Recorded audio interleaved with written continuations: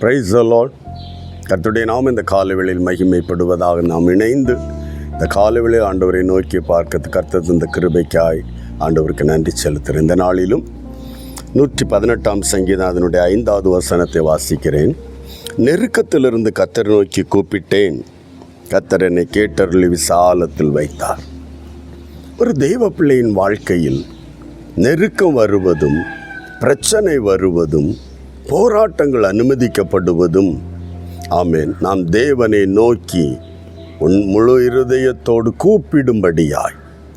சின்ன பிரச்சனை வரும்போது நம்ம தான் ஒரு முயற்சி எடுத்து ஏதாவது அதை சால்வ் பண்ணிடலாம் என்று நாம் ட்ரை பண்ணுவது. ஆனால் அந்த வாய்க்காமல் போகும்போது நெருக்கம் கூடி விடுகிறது, வேதனை கூடி விடுகிறது, துன்பம் கூடி விடுகிறது. இந்த கால வேளையில் என்னுடைய நெருக்கத்தை நான் கர்த்தரை நோக்கி கூப்பிட்டேன். ஒவ்வொரு தெய்வ பிள்ளையின் வாழ்க்கையிலும் ஒரு பிரச்சனைகள் அனுமதிக்கப்படுகிறதானால் கர்த்தரை டிபெண்ட் பண்ணும்படி, தேவனை நோக்கி கூப்பிடும்படி. நம்முடைய கூப்பிடுதல் குறைந்து விட்டது என்ற அடையாளம். நாம் தேவனை நோக்கி ஜெபிக்கிற ஜெபம் ஜெபிக்கிறோம், ஆனால் குறைந்து விட்டதென்ற ஒரு அடையாளம். தேவனை பற்றி கொள்ளுவதன்படி, தேவன் விரும்புகிறபடி நாம் இன்னும் தேவனோடு கிட்டி சேரவில்லை என்ற ஒரு அடையாளம் என்பதை இந்த காலவெளியை நாம் அறிந்து கொண்டால், நெருக்க நேரம் யாரையும் பிளேம் பண்ணாதபடி, உன்னால தான் என்னால் தான் யாரையும் மற்றவர்களை குற்றப்படுத்தாதபடி ஆண்டவரின் கண்ணீரோடு ஜெபிக்க அதிகமான நேரங்களை தேவனிடத்தில் செலவு செய்ய நீ ஆரம்பித்து விட்டால், உன்னுடைய துன்பத்தை நெருக்கம் என்ன விதமானாலும் விசாலமான ஒரு அனுபவத்தை பரலோக தேவன் இன்றைக்கும் உன்னுடைய வாழ்வில் செய்ய வல்லமையுள்ள தேவனாக இருக்கிறார். அல்லேலூயா, ஆமேன்.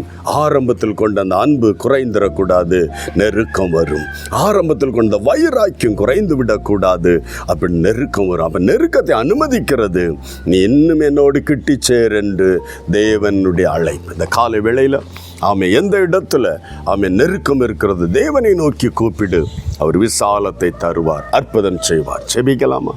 அன்பு தகப்பன், இந்த காலை வேளையில் என்னோடு இணைந்து செபிக்கிற எல்லா தெய்வ பிள்ளைகளுடைய வாழ்க்கையில் இருக்கிற நெருக்கங்களை காண்கிறேன். நீர் அனுமதித்த நெருக்கங்களை காண்கிறேன்.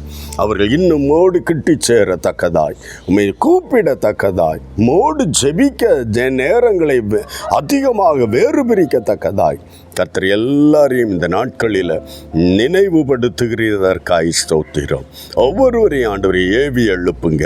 ஆமேன். உருவாக்கப்படட்டும். விசாலத்தில் கொண்டு வந்து நிறுத்தி உம்முடைய நாமத்தை மகிமைப்படுத்துங்கப்பா.